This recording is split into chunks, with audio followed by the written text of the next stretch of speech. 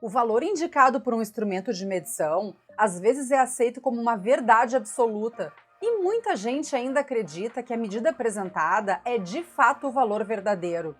Só que no mundo real não é bem isso que acontece, pois, numa medida, existem imperfeições que dão origem a um erro no resultado da medição. Que alívio! Hoje eu subi lá na balança da faculdade e me assustei. Deve ter sido erro de medição. Olha, querida Pimpolha, no teu caso, tu tá gorda mesmo. Ontem o técnico passou no laboratório lá da faculdade e fez a aferição da balança. Isso é gordofobia! Não, é muito sorvete mesmo. Mas fica aqui comigo que no vídeo de hoje eu vou explicar a diferença entre erro sistemático e erro aleatório e depois tu tira tuas próprias conclusões. Eu sou a Adri Toigo e tu tá no canal Educação Física com Vinho. Produção, roda a vinheta!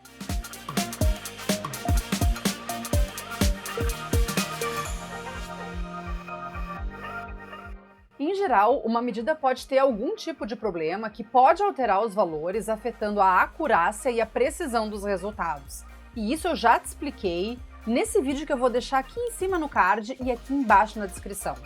É importante entender esses dois conceitos para não confundir isso com erro. E é justamente sobre erro que a gente vai falar no vídeo de hoje. O erro pode ter dois componentes, o aleatório e o sistemático.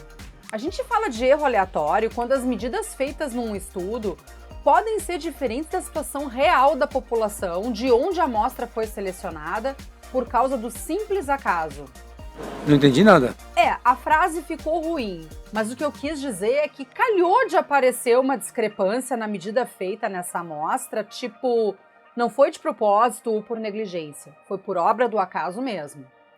Essa diferença entre o dado coletado e o valor verdadeiro em decorrência do acaso é o erro aleatório. E o problema desse tipo de erro é que ele gera resultados imprecisos. Nesse tipo de erro, os valores das medidas se distribuem em torno de um valor real, sem apresentar uma tendência para cima ou para baixo do valor verdadeiro. Ou dito de um outro jeito, passou raspando. Já passei raspando contigo em várias disciplinas. Pode ter sido um erro aleatório na hora da correção. Depois de gravar esse vídeo, eu vou dar uma revisada nas tuas provas. Não faço não, Adri. Jacaré não foi pro céu porque tinha boca grande, Pimpolho. Mas deixa eu dar um exemplo. Vamos pegar 2 exames de colesterol total feitos em amostras de sangue de uma mesma pessoa. Raramente os resultados são iguaizinhos. Pode ter uma diferença nos resultados que configura justamente o erro aleatório. Digamos que numa primeira medição, o resultado é 153 microgramas por decilitro e na segunda, 154 microgramas por decilitro. Esse erro aleatório é produto das variações nas medições que não seguem uma tendência fixa, mas que podem ser analisadas estatisticamente pelo cálculo da dispersão para determinar até que ponto o acaso é responsável pelos resultados de um estudo. Portanto, a variação aleatória pode resultar tanto em observações acima do valor verdadeiro, quanto abaixo, diferentemente do viés, que tem uma tendência de distorcer o valor observado em uma única direção. Ou seja, tem uma certa distribuição equilibrada nesse erro aleatório em todas as direções, ao contrário do viés, que é tendencioso. Para evitar ou diminuir esses erros aleatórios, tem estratégia. Quando a gente está delineando uma pesquisa, é importante aumentar a precisão das medidas e, quando for possível, aumentar o tamanho da amostra. Quando a amostra é pequena, a gente fica meio desconfiado, né? Às vezes fica mesmo, porque, pensa bem, tu podia ter de repente coletado dados de 12 mil pessoas. Tinha equipe, tempo, recursos, mas a opção foi coletar dados de 10 pessoas, sabe-se lá por quê. Acontece que nem sempre é possível coletar dados de 12 mil pessoas, por exemplo, pelas mais diversas razões. Por isso eu falei, quando possível, aumentar o tamanho da amostra, que é uma das formas de diminuir o erro aleatório. Outro jeito de diminuir o erro aleatório é, na hora de analisar os dados, determinar o valor de P para quantificar a magnitude da associação observada em comparação com o que podia ser resultado só do acaso. E o Prof. Gru já gravou um vídeo explicando o que é o valor de P, que eu vou deixar linkado aqui em cima no card e aqui embaixo na descrição. Feito? Agora vamos falar de erro sistemático. O erro sistemático, o nosso velho conhecido viés, é qualquer processo em qualquer estágio da inferência que tende a produzir resultados e conclusões que diferem sistematicamente da verdade. Tá, o erro sistemático interfere sistematicamente. O que acontece é que o erro sistemático distorce a estimativa de uma variável e essa distorção nos resultados tende a seguir uma direção que vai na contramão da direção verdadeira.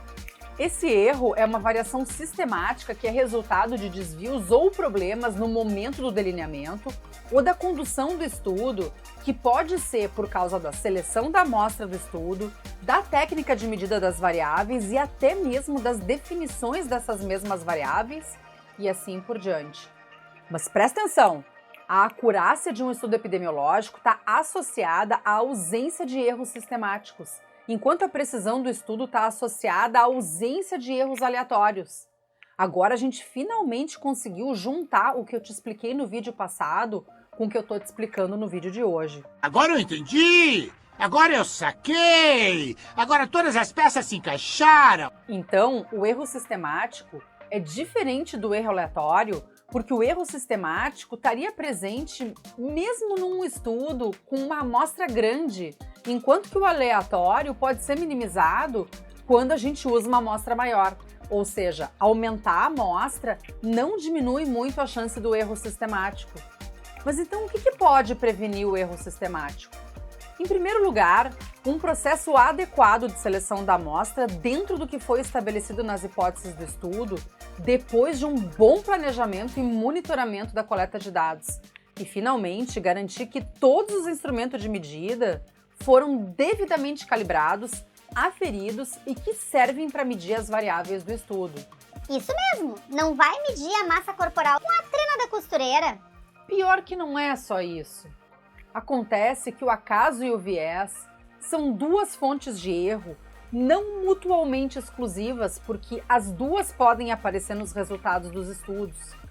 Por outro lado, é o tipo de coisa que podia ser evitada e controlada se a pesquisa for planejada e conduzida obedecendo protocolos rigorosos, incluindo a análise estatística dos dados. Para te resumir tudo isso, o erro aleatório altera os resultados em qualquer direção. Já o erro sistemático vai numa única direção. O erro aleatório não pode ser eliminado, mas dá para diminuir ele aumentando a amostra. Já o erro sistemático vai ser prevenido pelo planejamento adequado do estudo e, por fim, o erro aleatório pode ser estimado por análise estatística, enquanto que o erro sistemático não pode. Lembra, é o pesquisador que tem que prever e minimizar os vieses do estudo. Eita, menina! Eu fui, mamãe! Foi a pomba! Não foi a pomba, não. É o pesquisador que tem que prever e minimizar os possíveis vieses do estudo. Tá certo que não dá para eliminar o acaso, mas também não dá para colocar tudo na conta dele. O pesquisador que lute para reduzir as possibilidades de erro, delineando corretamente a pesquisa e planejando o tamanho da amostra. E já que eu te ajudei a não fazer cagada na tua pesquisa, me deixa o teu joinha para impulsionar esse vídeo para outros pesquisadores que podem estar precisando desse conteúdo. Aproveita para te inscrever no canal e ativar o sininho, porque a cada vídeo novo dessa playlist, a tua raiva da epidemiologia vai diminuir um pouquinho, até que no final tu vai estar craque nesse assunto. Mas se tu ainda não está muito seguro e precisa de uma ajuda mais personalizada para delinear o teu estudo, a gente sabe como te ajudar. É só nos chamar por esse e-mail aqui.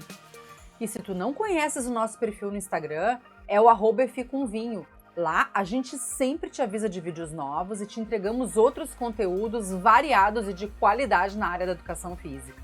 Hoje eu vou ficando por aqui. Um beijo da bruxa e até a próxima!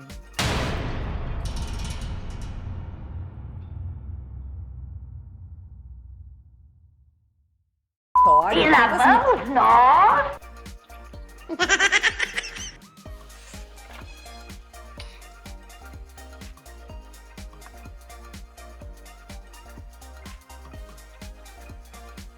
Uma hora depois. geral, uma medida pode ter algum tipo de problema. Esta não é. E lá vamos nós. Oh, esta também não é. Tomou na jabiraca. 2000 anos depois. Às vezes fica mesmo.